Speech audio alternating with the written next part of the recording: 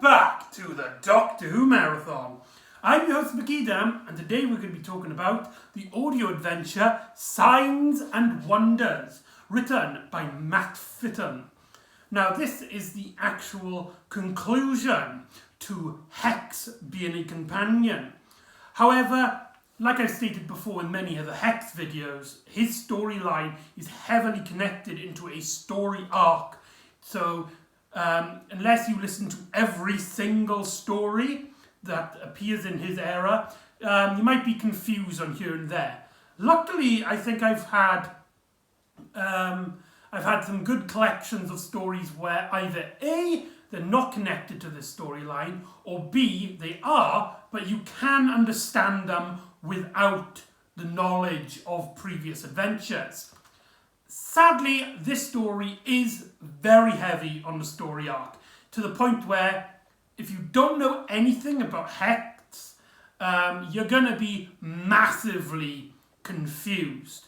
So, before I start literally anything, I'm going to have to go into detail about what happened from my experiences reading it up on the TARDIS wiki.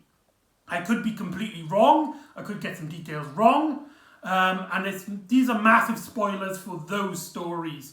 So if you want to go into the Hex adventures blind, then skip or just stop watching this video. Essentially, in a collection of storylines, Hex found out that he was one of the chess pieces between the battle between the Doctor and the Elder Gods. Characters like Fendrick and other celestial beings of that nature. Essentially, Hex is very similar to Ace in that way, in which he's only really a pawn for the Doctor and the Elder Gods games. And in one of these adventures, Hex dies, and Ace and the Doctor go to try and retrieve his soul from the afterlife at one point. I believe in a story that's called Afterlife, which deals with the death of Hex. They manage to revive him, but they need to get his soul. They revive the body in a new persona who seemingly takes on the form of different personalities. At one point, they believe he's a gangster, and other times he's like a complete coward. But the soul this new soul manifests itself as Hector Thomas, not Hex Schofield, who we've known throughout the seventh Doctor's era. And in the adventure, they try to get his soul back. However, and it's contained in a bottle, in its liquid, and the bottle smashes, leaving no chance of rescue to retrieve Hex's soul.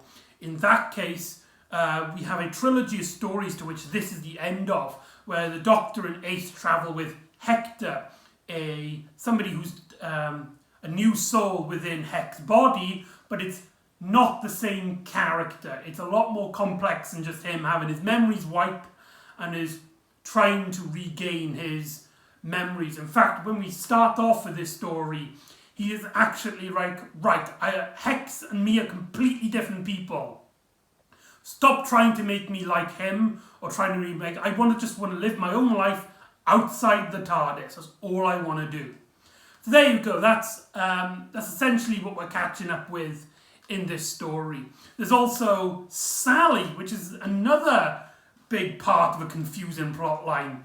I've mentioned before with the white TARDIS and the black TARDIS, in which the Doctor and Ace and Hex travel in the white TARDIS, but the Seventh Doctor's also using a black TARDIS where he travels with two other companions, one of them being this Sally character.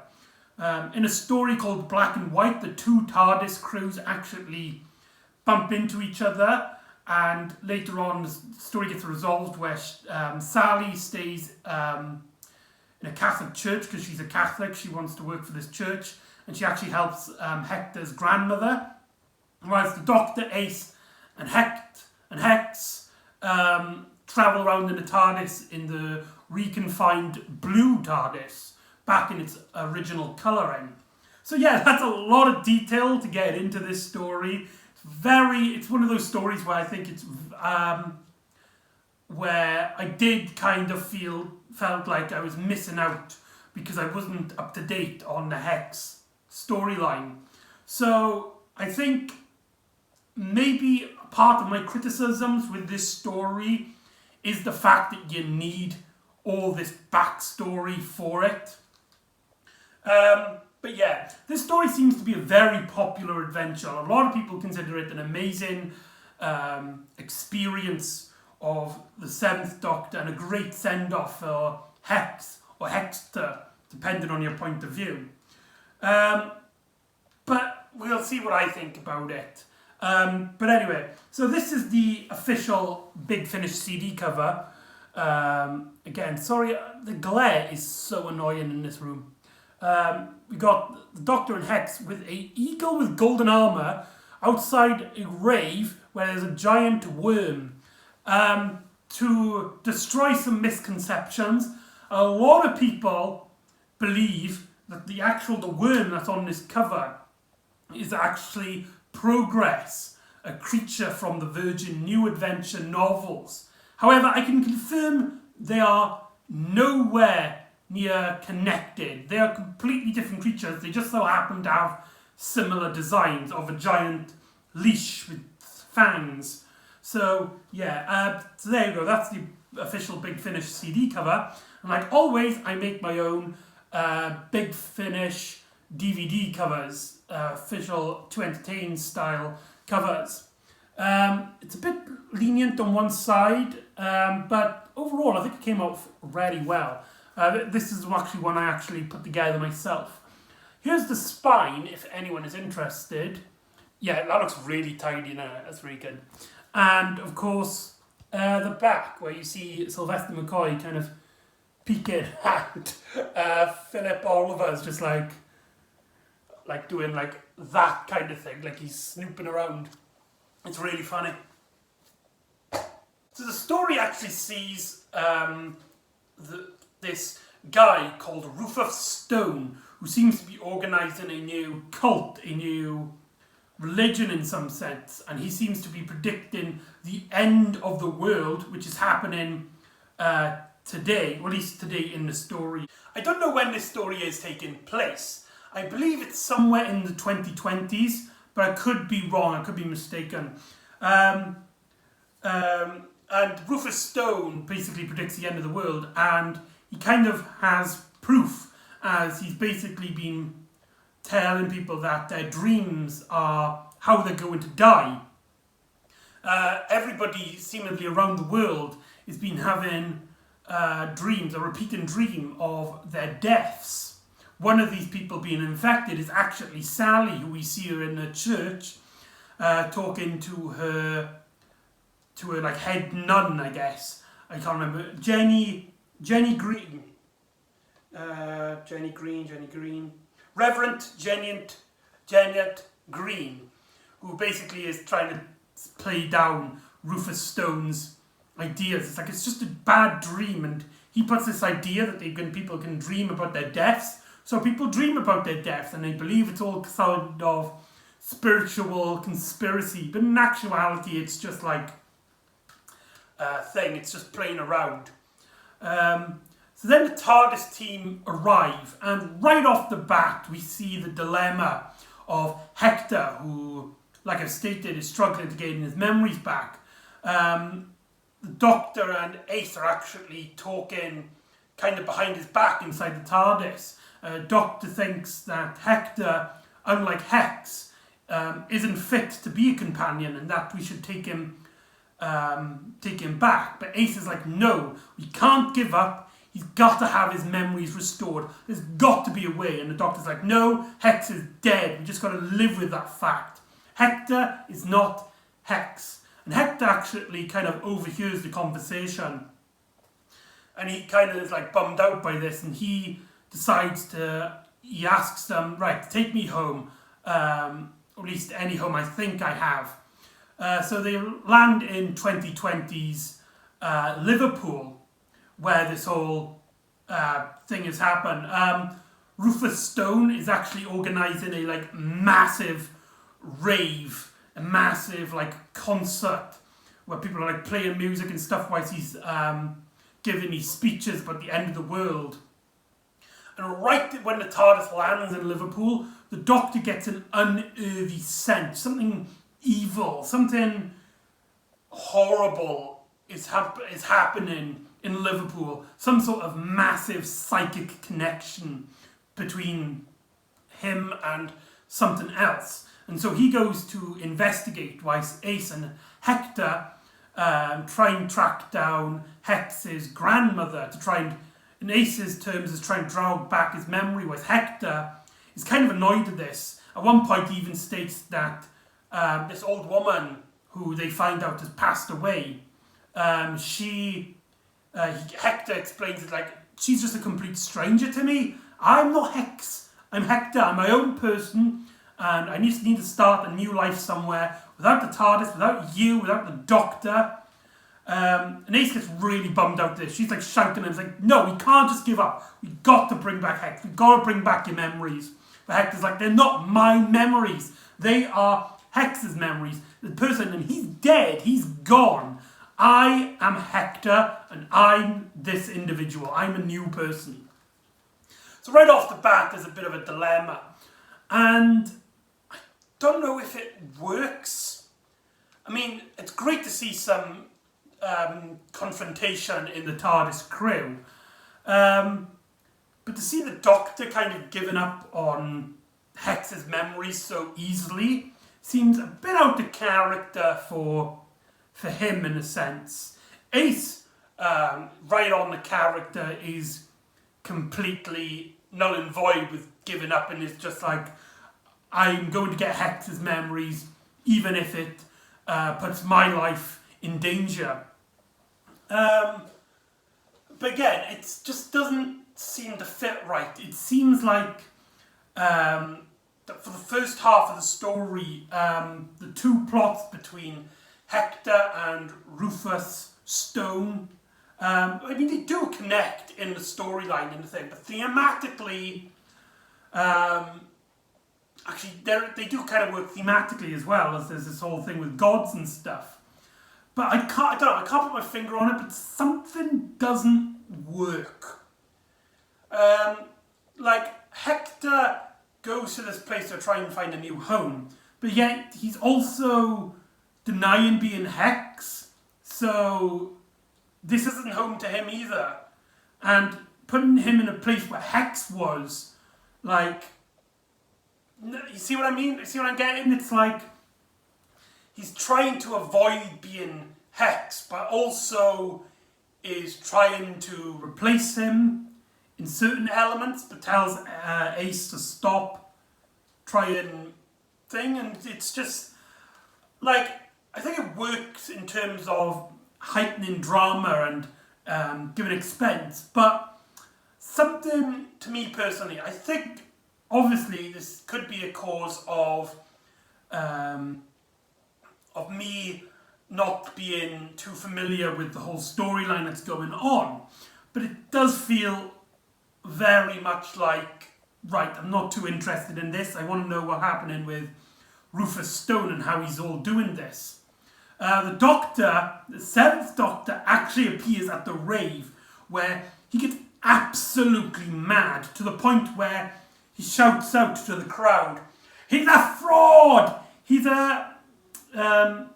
He's manipulating you all. I don't know why, I don't know what, but all of you getting pumped up by this is creating a massive amount of psychokinetic energy, and someone is manipulating that, using that."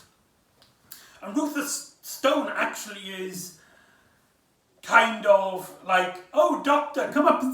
I'm happy to acknowledge other opinions, other points of view. So come up on stage and say what you want to say. We'll hear you out. Honest." And he does, and the Doctor gets up. It's like, "I don't know what it is, but this is evil." And the Seventh Doctor kind of acts a little bit crazy in this story.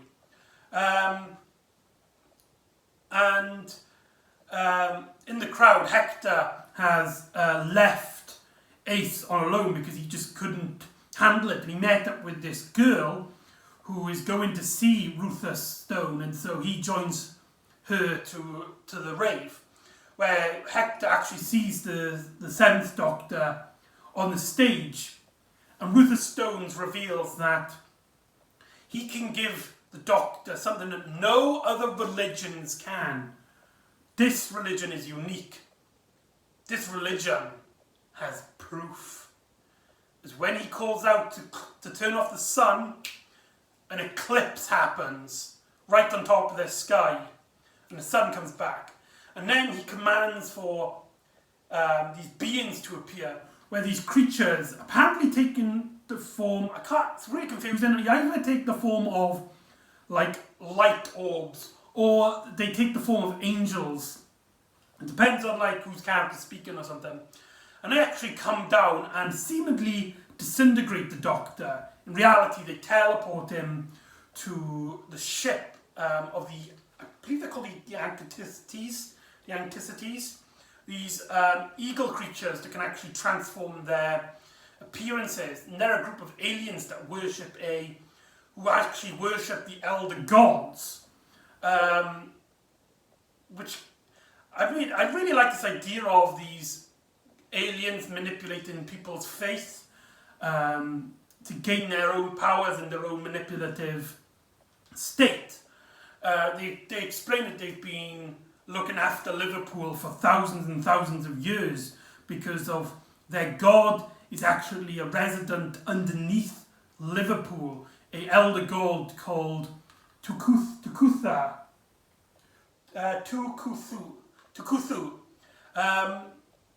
And that they're basically hoping to gain his powers, and they basically predict that there's going to be this mass catastrophe when he arises.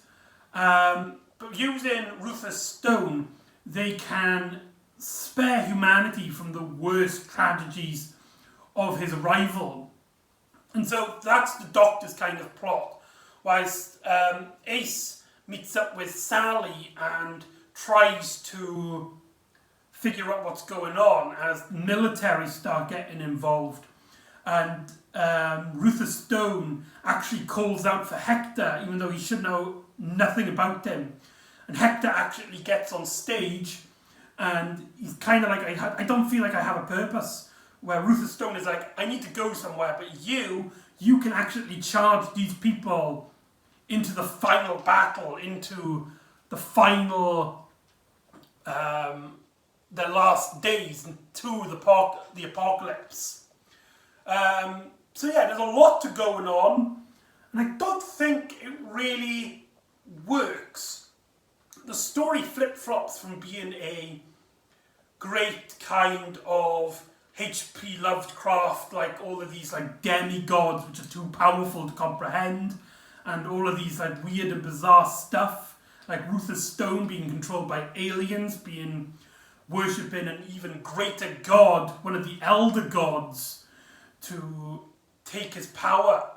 And yeah, but there's also but it takes a long time to get where we want. It feels like a story that should have been 2 parts long, being stretched out to 4. That's how I kind of feel about it. There's many scenes which don't appear to be going anywhere.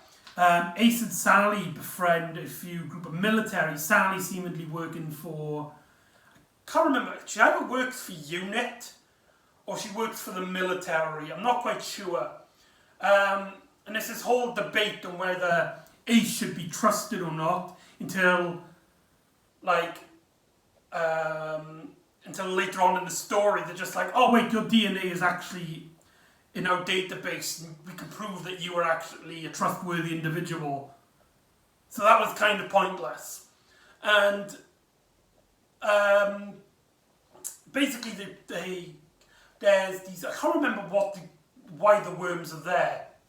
Whether they were part of the Eagle People's plot or whether they just turned up because of it's Cthulhu's group.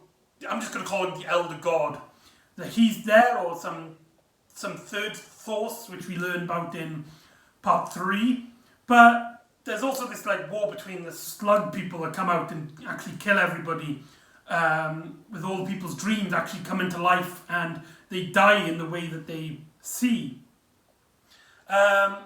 Sally dreams that she's in this hospital screaming in this white room. Janet Green dreams that she fell into an eternal blackness. And at one point, these alien creatures actually pick her up and throw her off the tower, killing her. And that's her, that was her nightmare, her falling to her death.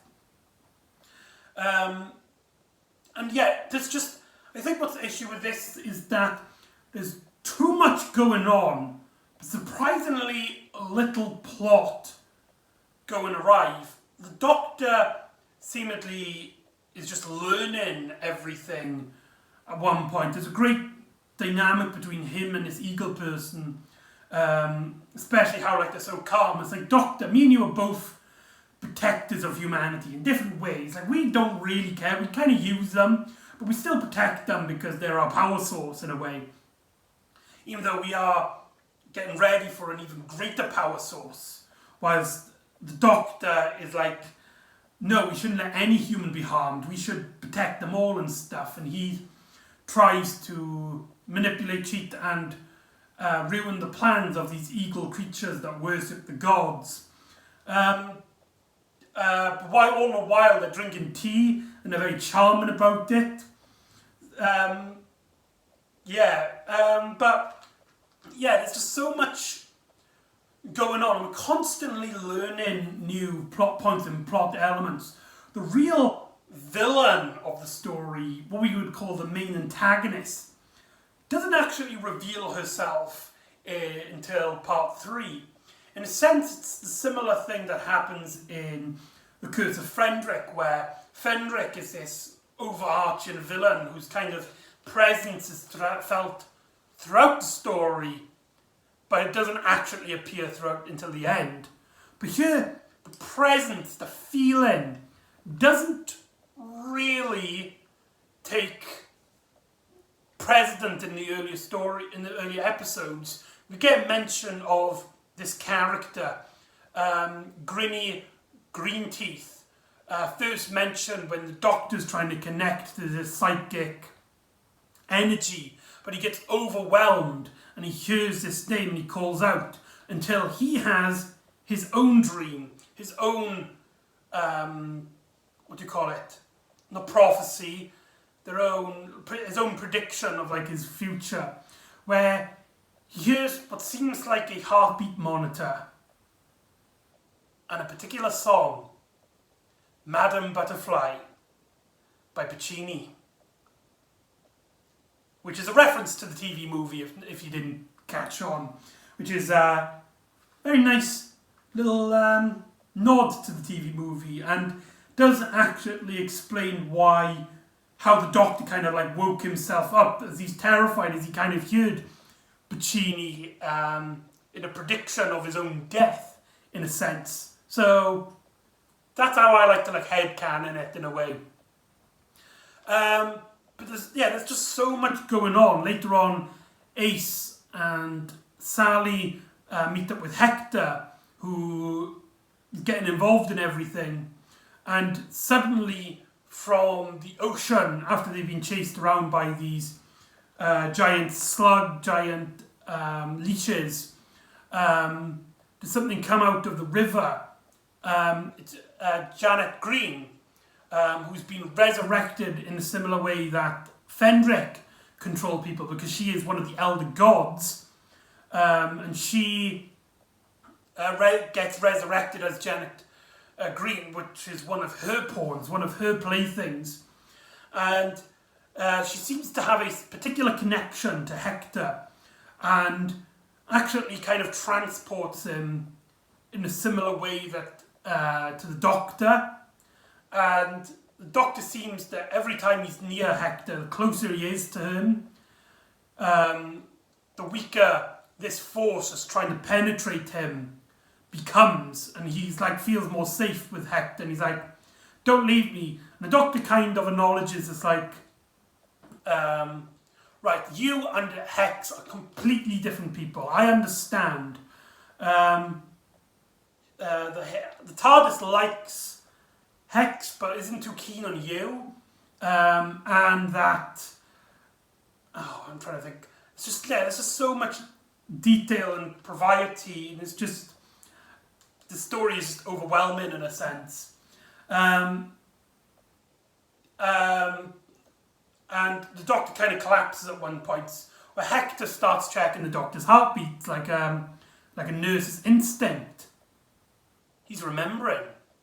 He's connecting to his Hector life, and he's slowly starting to regain his consciousness. That feels really underwhelming. It kind of makes me glad that I didn't get so into the storyline, the story arc, because they have this whole idea that Hex is gone and Hector's now this new individual, and all of our characters are learning to adapt to understand that. Some of them are struggling more than others, and then all of a sudden he's getting his memories back. I mean, it's explained that like his connection to the Elder Gods and him being around this Elder God energy is putting all of his memories back, all of his things, but it feels kind of underwhelming that all of a sudden he's getting his memories back. I mean, it still becomes a part of the plot.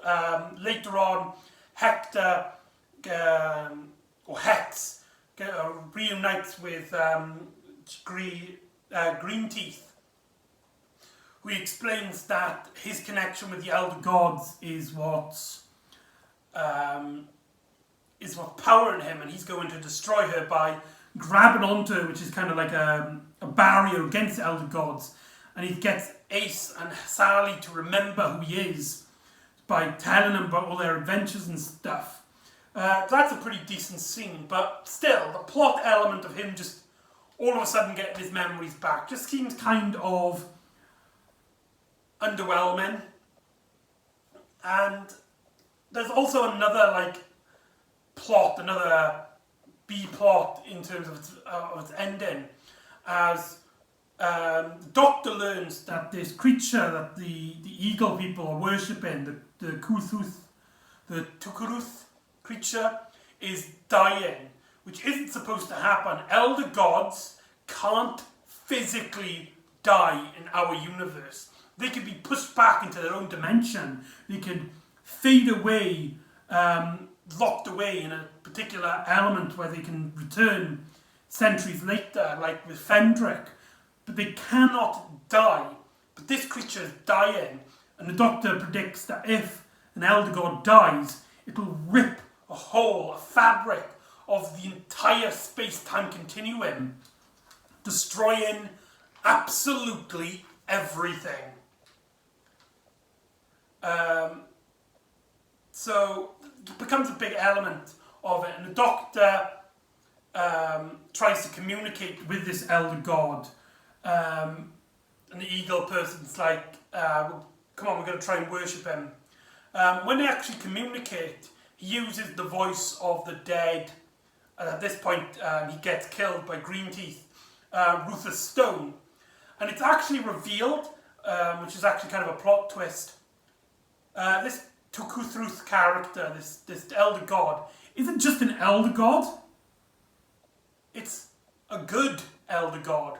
As Ace explains, the first good guy in existence, which the Doctor originally doesn't believe, because the Elder God shouldn't have a capacity to learn about love and compassion and kindness, but this one does.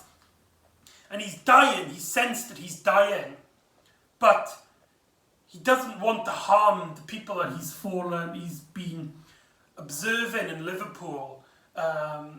He's been basically watching them with its omnipotent sight of Liverpool, and is fascinated by humanity and has learned to adore them, and he doesn't want to hurt them. So he asks the Doctor there's only one way an elder god can die without any harm to the universe. If you take his consciousness back into the elder god's universe, their original dimension, to which the Doctor and Ace actually transplant his consciousness in there, but the Doctor and Ace have got to go there as well. The Doctor actually states at one point, it's like, nobody has ever done this in history at all. There's a huge chance that we could be stuck there. And Ace is like, I trust you, Doctor. And so they actually transplant themselves, because it has to kind of like connect to a host, to go to the elder god dimension, where the Doctor can then free this creature, where it can die in peace, and come back and then save the day. I think it's believed it's here that, there's also, in the elder god dimension, like, time is a lot more warped and distorted. Ace actually bears witness to Sally's premonition, her prediction of her dream, where it turns out she wasn't dreaming about her death. She's in the hospital full of white rooms, screaming as a bunch of people hold on to her. But it's not a death, as from her womb comes out a small little human. It wasn't her death, it was her pregnancy, as she gives birth to, I believe it's a little girl. And so the Doctor and Ace basically go back, and it's like, Hex, you've gained back your memories. What do you want to do now? And Hex is like, I'm going to stay here. Him and Sally kind of have this relationship. It's one of those things where it connects to other stories, because in this story, because Hector is the main focus at this point, we hear about their relationship, and that they were kind of like an on-off, like they didn't really know if they liked each other or not. But but that plays into the part of the story, and Hex is like, I'm going to stay here and stay with Sally. And the story ends with the Doctor and Ace actually travelling 20 years into the future in 2040, where Hex, now in his, I believe it's like he's in his 40s, meets up with the Doctor and Ace again, and they just talk about how life has been good to Hex, and he kind of misses the adventures, but he's so glad he left, and he doesn't want to return. He doesn't want to leave this world with Sally and his daughter. And so Doctor and Ace leaves, while Sally is like, could I cure something? It's like, and Hector's like, oh no, it's just ghosts, don't worry about it.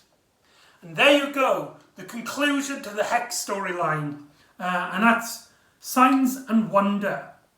Overall, I think it's disappointing.